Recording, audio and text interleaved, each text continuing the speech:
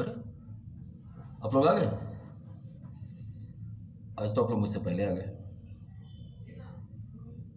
चलिए, एक बात तो साबित हो गई कि आप लोग भी मेरा उतना ही इंतजार करते हैं जितना कि मैं आप लोगों का करता हूँ।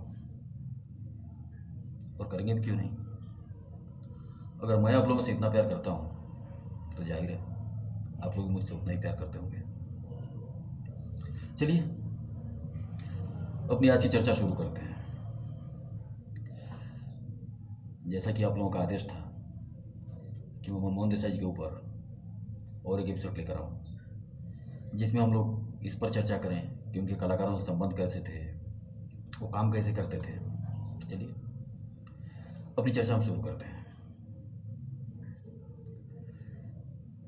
70 के दशक की शुरुआत के बाद मनमोहन देसाई साहब अपने आप को एक बड़े डायरेक्टर के रूप में स्थापित कर चुके थे।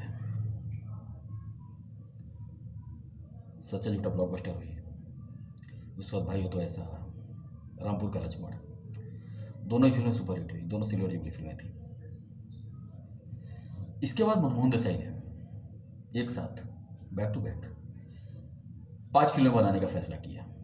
ये फिल्में थी अमर अकबर एंथोनी, धर्मवीर, परवरिश, चाचा भतीजा और सुहाग। इन 5 फिल्मों पर आगे पीछे काम करना था। अमिताभ बच्चन नए नए स्टार बने थे, जंजीर सुपरहिट हुई थी। अमिताभ बच्चन को मनमोहन देसाई ने 2 फिल्मों के लिए पहले साइन किया। ये फिल्में थी अमर अकबर एंथोनी और परवरिश। और धर्मेंद्र जो उस दौर के ऑलरेडी सुपरस्टार थे, उनको भी उन्होंने 2 फिल्मों के लिए साइन किया हुआ था। उन 2 फिल्मों के लिए वो उनको पहले ही साइन कर चुके थे, चाचा भतीजा और धर्मवीर के लिए। अमर अकबर एंथोनी में भी वो धर्मेंद्र को लेना चाहते थे, जो उनका विनोद खन्ना ने की है उस भूमिका के लिए, लेकिन धर्मेंद्र ने भूमिका करने से मना कर दिया। उस वक्त तो मनमोहन देसाई ने कुछ नहीं कहा, आप लोगों को पता ही है उसके बाद क्या हुआ। धर्मेंद्र और मनमोहन देसाई ने कभी जीवन में एक साथ काम नहीं किया। राजेश खन्ना के साथ मनमोहन देसाई सच्चा झूठा में काम कर चुके थे, और सच्चा झूठा मनमोहन देसाई के करियर की पहली ब्लॉकबस्टर फिल्म थी। और राजेश खन्ना के साथ वो दूसरी बार रोटी में काम कर रहे थे। ये बातें तब की है जब रोटी की शूटिंग चल रही थी। परवरिश में जो भूमिका विनोद खन्ना ने की है, उस भूमिका में पहले मनमोहन देसाई राजेश खन्ना को लेना चाहते थे। वैसी भूमिका जो परवरिश में पुलिस इंस्पेक्टर की भूमिका है, वैसी भूमिका अमिताभ बच्चन पहले जंजीर में कर चुके थे, तो जाहिर है उस भूमिका के लिए मनमोहन देसाई ने अमिताभ बच्चन को साइन किया हुआ था।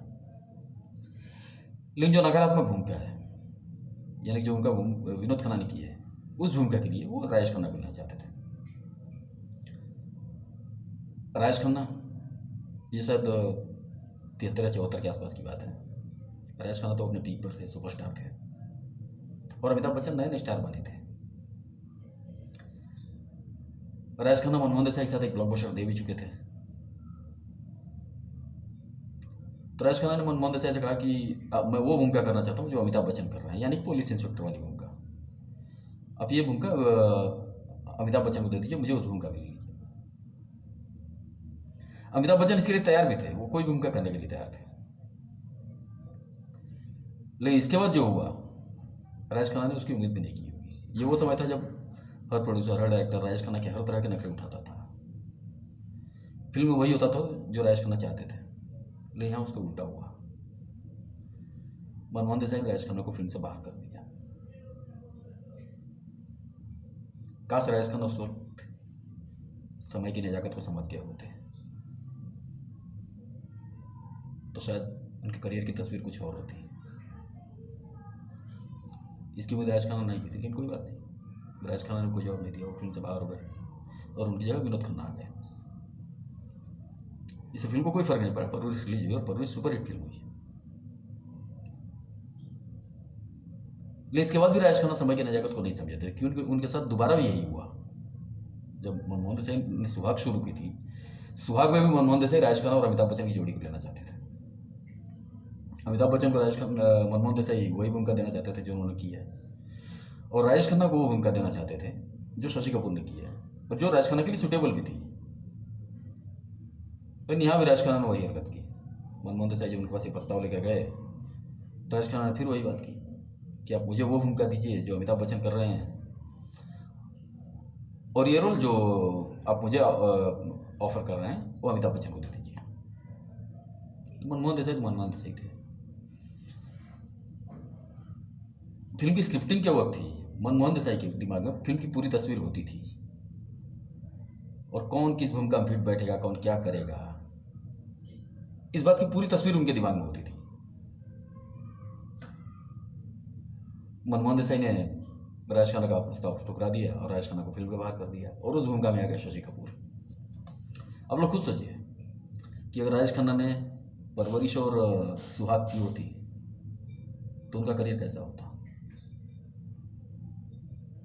जाहिर अमिताभ बच्चन तो स्टार बन चुके थे, अमिताभ बच्चन स्टार ही होते, लेकिन अगर ये दोनों फिल्में उन्होंने की होती तो शायद वो भी अमिताभ बच्चन की समकक्ष ही कहीं कहीं होते।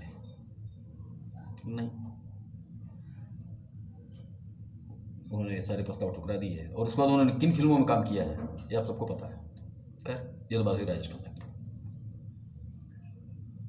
धर्मेंद्र के बारे में तो आपको पहले ही बता चुका हूँ। धर्मेंद्र ने अमर अकबर एंथोनी में काम करने से मना कर दिया, और मनमोहन देसाई ने उसके बाद जीवन में कभी धर्मेंद्र के साथ काम नहीं किया।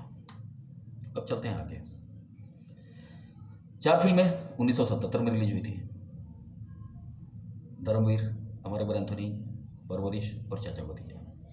ये चारों सुपरहिट फिल्में थी। उनमें अमर अकबर एंथोनी तो 152 हफ्ते चली थी, उसने रिकॉर्ड कमाई की थी। उसके पहले, उससे 2 साल पहले ऑलरेडी मनमोहन देसाई रोटी जैसी ब्लॉकबस्टर फिल्म दे चुके थे। आया 1979 में सुहाग रिलीज हुई, और सुहाग ब्लॉकबस्टर हुई। 1979 में पैसा कमाने में पहले नंबर पर थी। इसके बाद मनमोहन देसाई नसीब पर काम कर रहे थे। नसीब में वो उनका पहले जो शत्रुघ्न सिन्हा ने की है वो विनोद खन्ना करने वाले थे, लेकिन विनोद खन्ना तब तक फिल्मों से संन्यास लेने का मन बना चुके थे। उनका जुगाव रजनीश की तरफ हो गया था, और उस भूमिका में आ गया शत्रुघ्न सिन्हा। लेकिन नसीब की शूटिंग चल रही थी, उसी वक्त मनमोहन देसाई देश प्रेमी पर भी काम कर रहे थे। देश प्रेमी पहले एक अलग किस्म की कहानी थी, बाप बेटे के ऊपर आधारित फिल्म थी। जो भूमिका अमिताभ बच्चन ने बाप वाली की है कि अमिताभ बच्चन देश प्रेमी डबल रोल में है। एक बाप है जो स्कूल मास्टर है, पहले स्वतंत्रता सेनानी होता है, आज़ादी के बाद वो स्कूल मास्टर बन जाता है, और उसका बेटा है जो नेगेटिव कैरेक्टर में है, जो हर तरह गलत काम करता है। जो पिता वाली भूमिका है वो भूमिका राजकुमार करने वाले थे। वो जाहिर वो भी बहुत डैशिंग कैरेक्टर है। ये पूरी तरह दो पात्रों पर आधारित फिल्म है, बाप और बेटी के ऊपर। जो पिता वाली भूमिका है वो राजकुमार करने वाले थे, और बेटे वाली भूमिका अमिताभ बच्चन ही करने वाले थे। राजकुमार फिल्म करने के लिए तैयार भी थे, लेकिन उन्होंने एक अजीबोगरीब शर्त रख दी कि आप जो फीस अमिताभ बच्चन को दे रहे हैं मुझे उससे 1 रुपया ज़्यादा दीजिए। जाहिर है ये बड़ी बेतुकी मांग थी, और ये मनमोहन देसाई कहाँ से मांगते। राजकुमार सीनियर एक्टर थे, मनमोहन देसाई ने उनका पूरा सम्मान किया और एक सम्मानजनक तरीके से उनको मना कर दिया, और अमिताभ बच्चन को डबल रोल में ले लिया। राजकुमार की फिल्म छोड़ने से फिल्म को कोई फर्क नहीं पड़ा। देश प्रेमी ब्लॉकबस्टर फिल्म थी, गोल्डन जुबली फिल्म। और यहाँ एक बात और है कि मनमोहन देसाई थे कि जिन्होंने देश प्रेमी को पूरा कर लिया। शायद कोई और डायरेक्टर होता तो शायद देश प्रेमी पूरी नहीं हुई होती, क्योंकि उस फिल्म में जितनी परेशानियां हुई। उत्तम कुमार बहुत बड़े अभिनेता थे, बंगाली फिल्म इंडस्ट्री के सुपरस्टार थे और बेहतरीन कलाकार थे।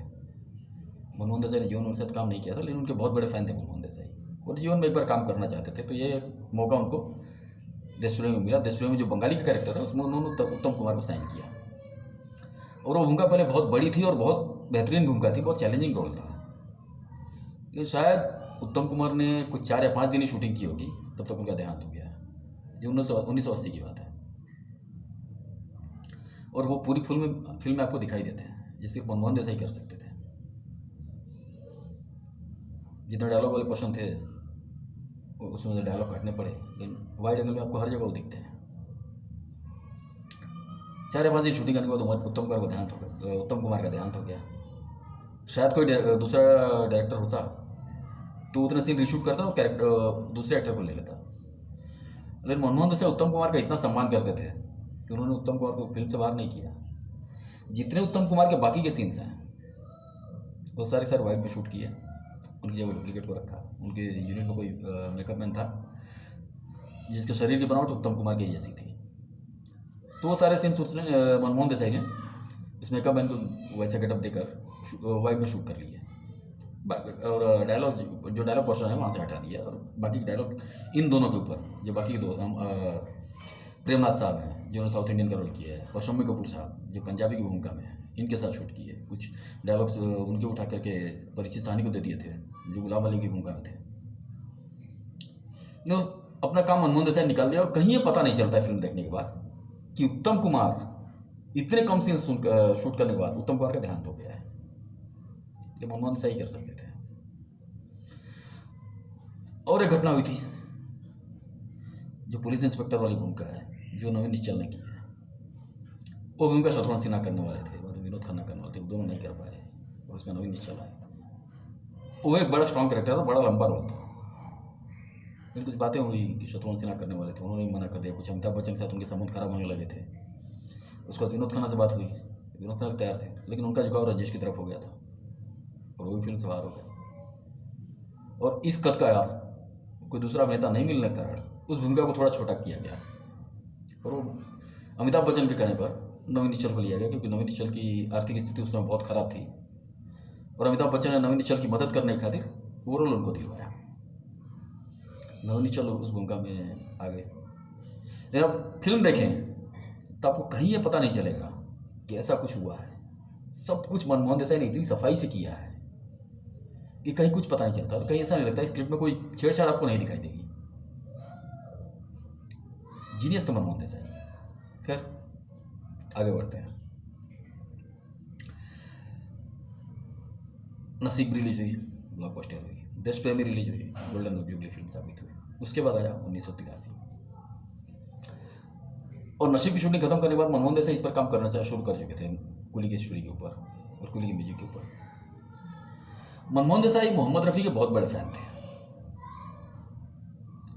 अब उनकी कोई भी फिल्म उठा के देख लीजिए, वो छलिया से लेकर नसीब तक, सिचुएशन चाहे जैसी हो, विषय चाहे जो हो, फिल्म में मनमोहन देसाई का कम से कम एक गाना तो होता ही था। अन्यथा अगर संभव होता तो मनमोहन देसाई सारे गाने ही मोहम्मद रफ़ी को देते। लेकिन दुर्भाग्य था मोहम्मद रफ़ी का 1980 में निधन हो गया। नसीब में अमिताभ बच्चन के लिए तकरीबन सारे गाने उन्होंने ही गाए हैं। एक गाना अमिताभ ने खुद गाया है और एक गाना मनमोहन देसाई के निधन के बाद अनवर ने गाया था। देश में भी एक गाना उनका है। लेकिन जब कुली की रिकॉर्डिंग हो रही थी तब तक मोहम्मद रफ़ी इस दुनिया में नहीं थे। मनमोहन देसाई को उनके जैसी आवाज़ की तलाश थी। एक गाना अनवर ने गाया था नसीब में,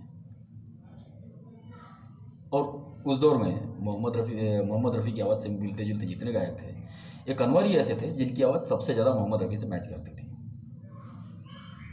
अनवर को बुलाया गया, अनवर आए। मनमोहन देसाई ने अनवर से पूछा कि चलिए आप फीस कितने लेंगे, सारे गाने आप गा लेंगे। अनवर तब एक गाने का 2000 लेते थे, लेकिन उन्होंने मनमोहन देसाई से, उनको लगा कि बड़ी फिल्म है, बड़ा बजट है, मिल जाएगा। झूठ बोला कि मैं गाने का 6000 लेता हूँ। मनमोहन देसाई कुछ नहीं कहा, ठीक है आप जाइए, आपको बताएंगे। ये मनमोहन देसाई आए थे, नमो पर ना बोलते थे ना हाँ बोलते थे। लेकिन किसी को बुलाने से पहले मनमोहन देसाई बहुत समझदार थे, इस मामले में बहुत इंटेलिजेंट थे। वो उसकी पूरी कुंडली निकाल लेते थे। उनको अच्छी तरह पता था कि ये मार्केट में इसकी फीस क्या है। अनवर गए, मनमोहन देसाई ने लक्ष्मीकांत प्यारेलाल से कहा कि आप मोहम्मद रफ़ी से मिलती थी, कोई और आवाज़ बोलिए। ये नहीं करेगा, झूठ बोल रहा है। अनवर बाहर हुए। लक्ष्मीकांत प्यारेलाल ने किसी और आवाज़ की तलाश शुरू की और उनकी ये तलाश जाकर ख़त्म हुई शब्बीर कुमार पर। शब्बीर कुमार आए, कुली के सारे गाए शब्बीर कुमार ने गाए, और आप लोग जानते हैं कि सारे गाने कितने हिट हुए और इंडस्ट्री को एक नया बड़ा गायक मिला। वो गायक था शब्बीर कुमार। कुली रिलीज हुई, मतलब कुली के समय बहुत सारे कुछ हुआ था। अमिताभ बच्चन का एक्सीडेंट हुआ था, फिर आए, क्लाइमैक्स चेंज हुआ था, लेकिन कुली ब्लॉकबस्टर साबित हुई। 1983 में पैसा कमाने के मामले में नंबर 1 पर थी। एक और घटना हुई इसके बाद। कुली के बाद अमिताभ बच्चन का एक्सीडेंट हुआ। बीच में मनमोहन देसाई ने एक और फिल्म बनाई जिसमें वो सिर्फ निर्माता थे, अल्लाह रखा। जो उनका अमिताभ बच्चन करने वाले थे, उनका एक्सीडेंट हो गया, दुर्घटना हो गई थी, तो उस उनका जैकी श्रॉफ आया। अल्लाह रखा केतन देसाई ने डायरेक्ट की, लेकिन अल्लाह रखा कुछ खास सफल नहीं हुई। फिर आया 1986 और फिल्म आई मर्द, एक और मनमोहन देसाई अमिताभ बच्चन की ब्लॉकबस्टर फिल्म। मनमोहन देसाई की एक आदत थी,